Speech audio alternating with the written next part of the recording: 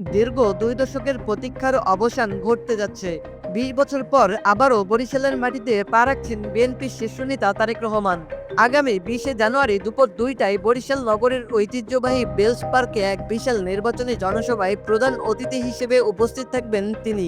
এই একটি খবরই এখন উত্তাল গোটা দক্ষিণ অঞ্চল। নেতাকর্মীদের মধ্যে বইছে আনন্দর জোয়ার। কিন্তু কেন এই সফর এত গুরুত্বপূর্ণ? কি থাকছে তার এই নির্বাচনী জনসভায়? আজ বিস্তারিত জানাবো এই প্রতিবেদনে।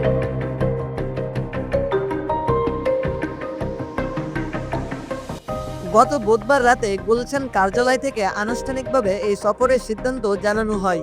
বিএনপির চেয়ারম্যানের উপদেষ্টা মুজিবুর রহমান সরোয়ার এবং কেন্দ্রীয় নির্বাহী কমিটির বরিশাল বিভাগের সাংগঠনিক সম্পাদক আকন কুদ্দুসুর রহমানকে বিষয়টি নিশ্চিত করা হয়েছে।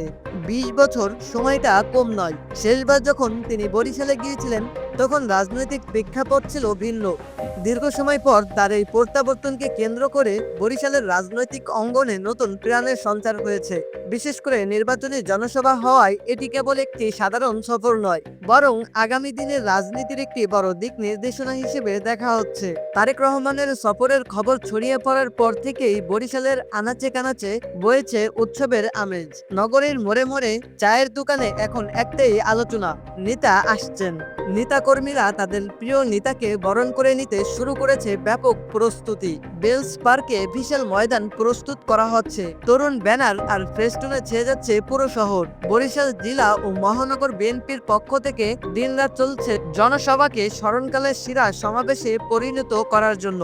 স্থানীয় নেতারা বলছেন, ২০ বছরের এই বিরতি কেবল দূরত্ব ছিল, আবেগের নয়। বিশ্লেষকরা মনে করছেন তারেক রহমানের এই বরিশাল সফর আগামী নির্বাচনের আগে দলের কর্মীদের মনোবল কয়েক গুণ বাড়িয়ে দেবে। বরিশাল সবসময় বিএনপির একটি শক্তিশালী দুর্গ হিসেবে পরিচিত। সেই দুর্গে যখন দলের শীর্ষ নেতা নিজে এসে উপস্থিত হচ্ছেন, তখন সাধারণ মানুষের মধ্যেও একটি বাড়তি আগ্রহ তৈরি হয়েছে, বিশেষ করে তরুণ প্রজন্ম, যারা গত ২০ বছরে তারেক রহমানকে সরাসরি বরিশালের মঞ্চে দেখেনি। তাদের মধ্যে উদ্দীপনা সবচেয়ে বেশি। এই জনসভা থেকে তিনি কি বার্তা দেন, সেদিকেই তাকিয়ে আছে সারা দেশ।